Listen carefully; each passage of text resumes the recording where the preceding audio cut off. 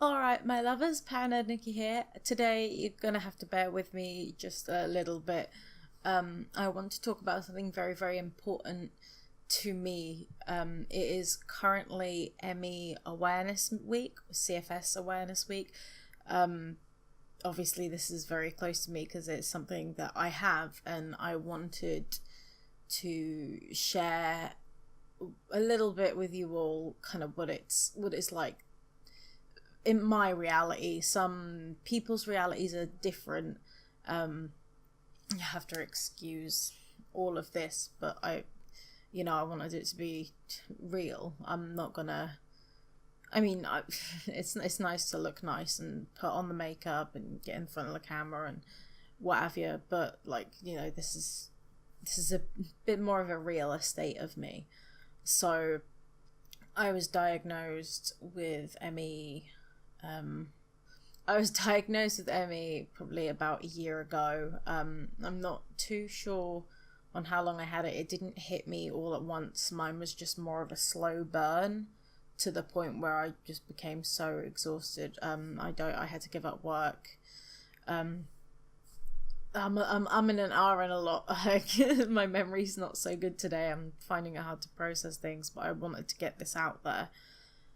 So I was diagnosed, basically I was feeling tired all the time, but still having trouble sleeping, or sleeping too much. It was one or the other. I was in a constant amount of pain. Sometimes I'd be so bad that I couldn't get out of bed, for a couple of days at a time. So I went to the doctors, and they do all the blood tests and try and rule everything out, and they couldn't find a single damn thing. Then it kind of, they pointed me towards this. And basically, a misconception of chronic fatigue or ME is that you're constantly sleeping or something. I do sleep quite a lot, I won't lie, but that's not all that it is. I've got some things in front of me to kind of, I'm gonna share what it's like for me, because like I said, my reality is different from a lot of other people's. In a twisted way, I'm lucky because I can still get up, I can still walk around, I can still do things in moderation. I can still go and see my friends for a while. I don't have to use any aids at the moment. My worst days, I barely can get out of bed. I stay in bed unless I need the toilet or something like that, and then it's kind of a slow crawl to that. But that's on my worst days, and thankfully enough, that's not every day for me.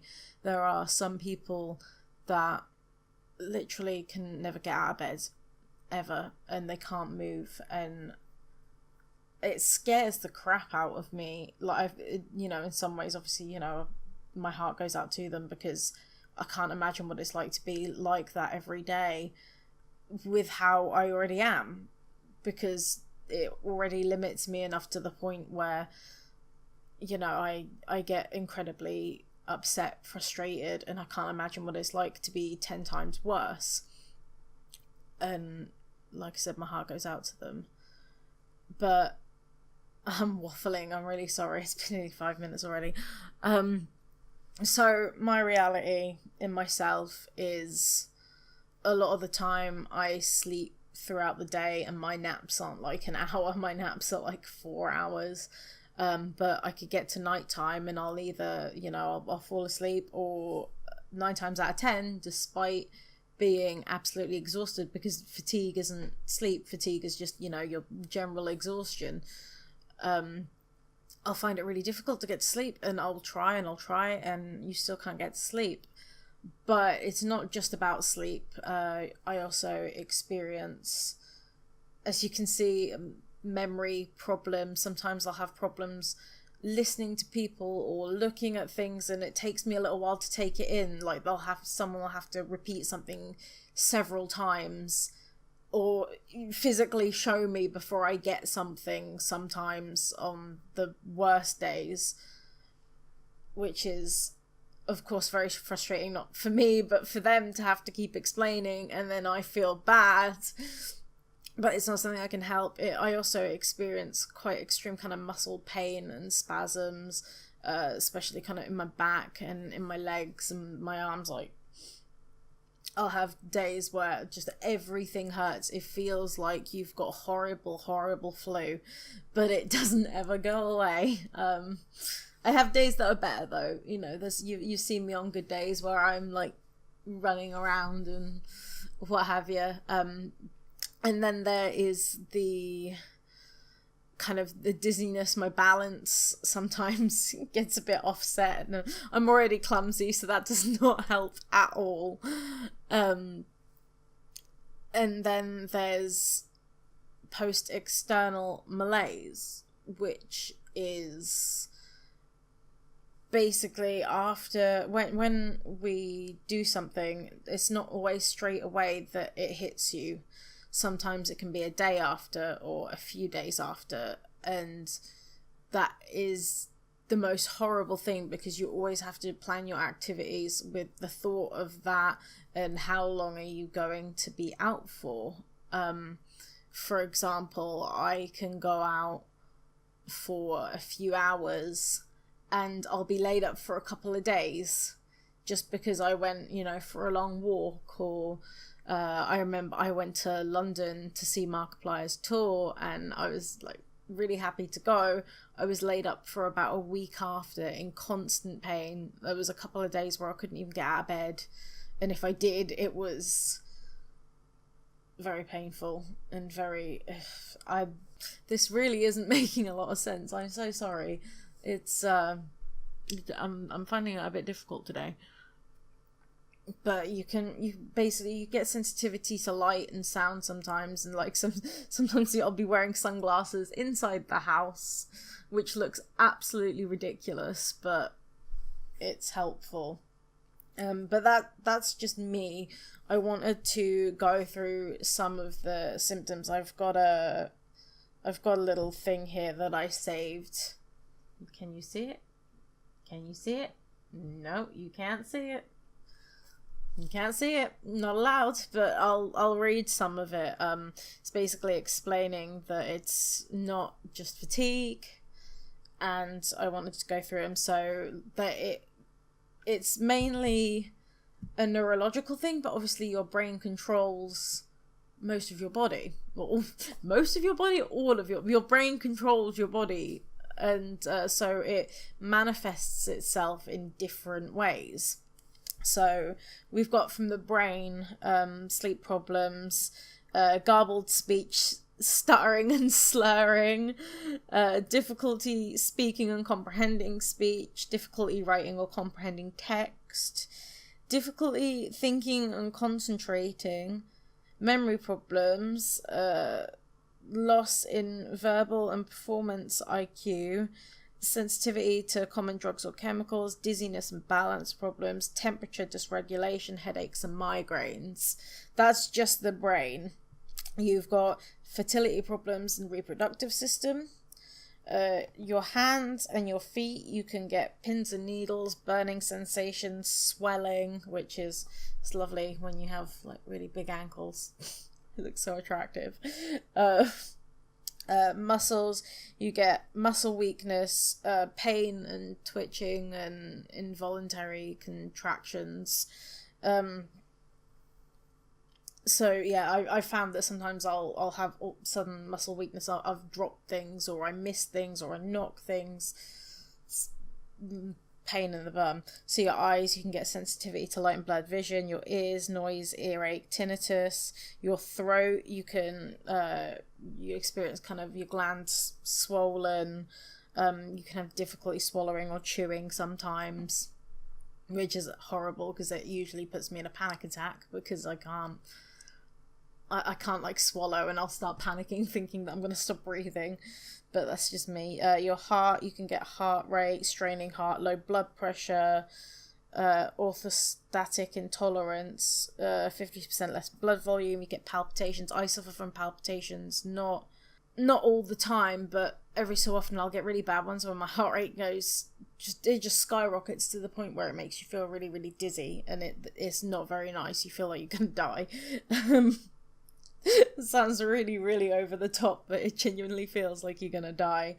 Your lungs and ribs, difficulty breathing, digestive system, you can get pain like after you've eaten, IBS, you can be sick, you can have food allergies and alcohol intolerance and hypoglycemia. Sorry, I had it came out, but yeah, and on your joints you have joint pain. So that is some of the many things that comes with having this. Yeah, for me, I can still, that like a lot of that thing is daily, but not absolutely all of it, and I'm lucky in the fact that I get around, but there's people worse off that can't, and I thank my lucky stars that it isn't that bad, or it isn't that bad yet. But one thing that is absolutely terrifying is that one day I might wake up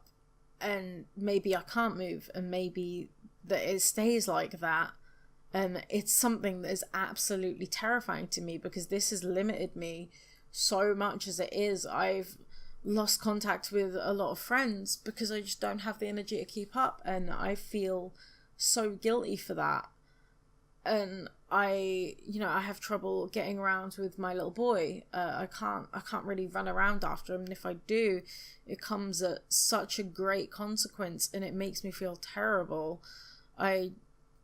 My partner has to do a hell of a lot for me, because I'm not able a lot of the time, and it's really hard going from someone who used to do everything. I used to always be up to something or doing something.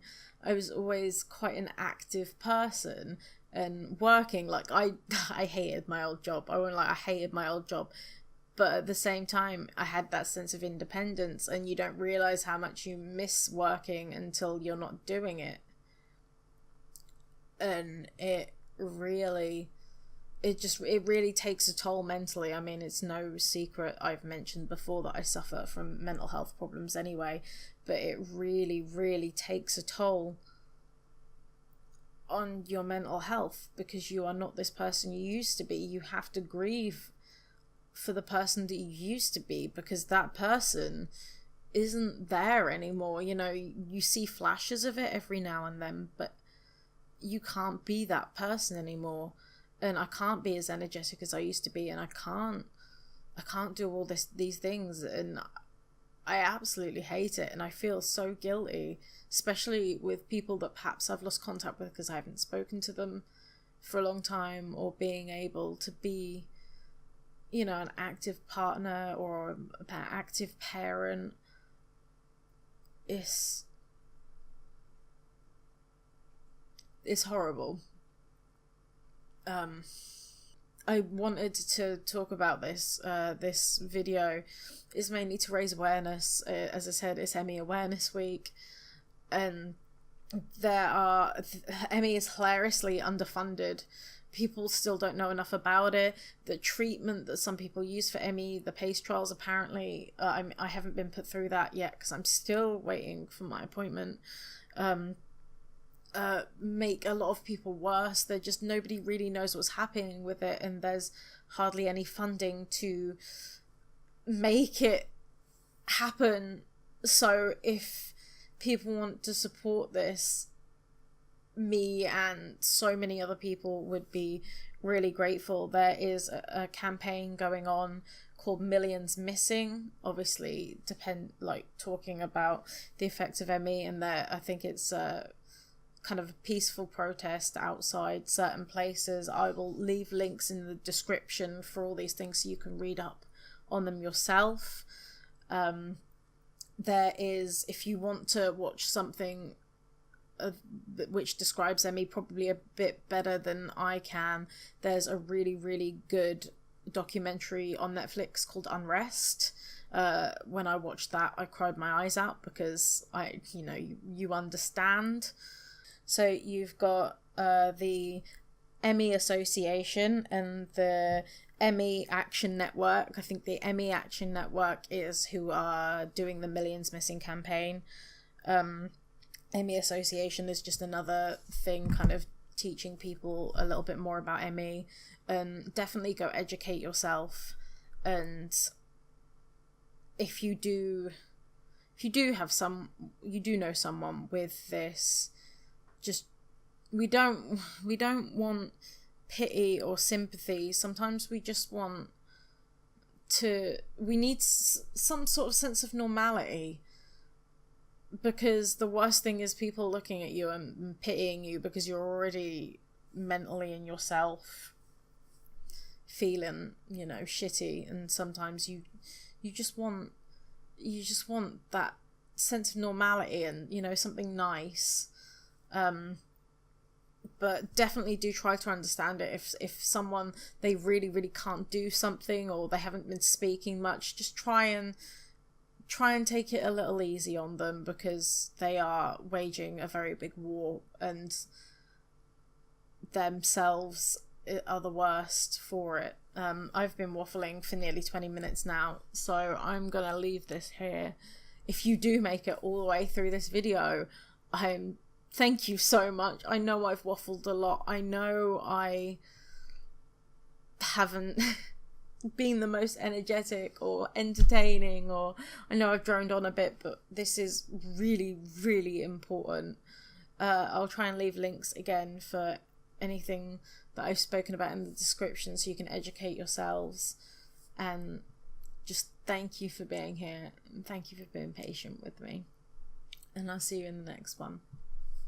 Bye.